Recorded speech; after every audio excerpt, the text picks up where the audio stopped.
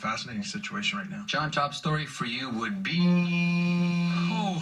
Other than the games, because I think the ease of which Tampa went through the Islanders might be the biggest story of the weekend, because how that series ended is shocking to me. Why? Why shocking? I thought the Islanders would put a better fight up. I thought, Garth Snow, I know at the trade deadline, really tried to get a scoring winger for John Tavares.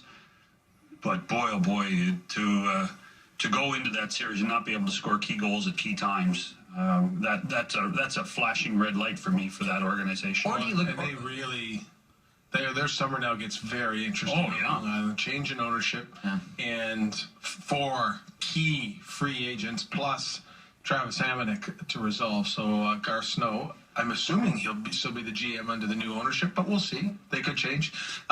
Snow handles the draft, by the way. None of this happened. None of the new ownership. None of the big changes happen until after the draft. Let's remember one thing: that the ownership change. What we're talking about is Charles Wang goes from majority owner to minority owner, and the two gentlemen, Ledecky and Malkin, who were the minority owners, now become the majority owners. So it's not like they're not there. And it's not like they haven't done their due diligence the last 2 years. So you wonder if push comes to shove, does anything happen there even before the draft? And does it make sense to happen before the draft when you consider where the ownership's going? And it is interesting because the Islanders are now into that situation. They were able to build for so many years by quality drafting, mostly, and then some trades. Sure. But quality drafting, get their key players.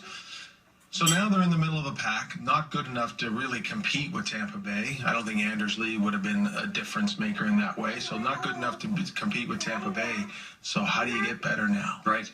Because they're going to have a hard time attracting. Also, Nielsen, Matt Martin. I don't think you mentioned Travis. I think they'll resign some of those guys. I fully suspect that of all the guys I think Nielsen stays.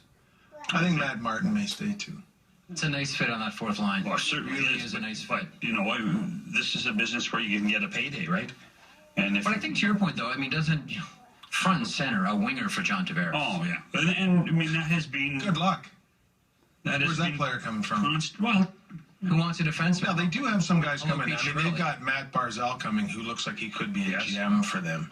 So, but he's a center. But in terms of Michael Del Cole and the always enigmatic Josh Ho-Sang.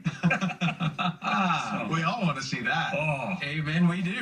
Listen, he could be electric. He could be electric. I like Josh Ho-Sang. I want Josh Ho-Sang to succeed. He is a cool dude. He was Ekblad draft, and as we talked about there in Philadelphia, guys, as far as pure skill goes, should have been a top 5 pick. Yeah, if you just focus on skill, there are other issues. See, I'm gonna go full Merrick on us. Full Merrick.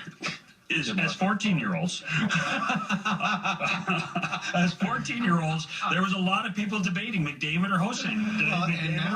Am I right? Yeah, and now John, Sam Bennett was on that squad too. And as you look forward to the 2022 draft, that's right. That's a full Merrick as well. That's right. 2028 with my. There's a couple of 8-year-olds in Stouffville that are really lighting it up. Excuse me. He's an 06. Thank you. He's an 07. He's an 06. He's an 07.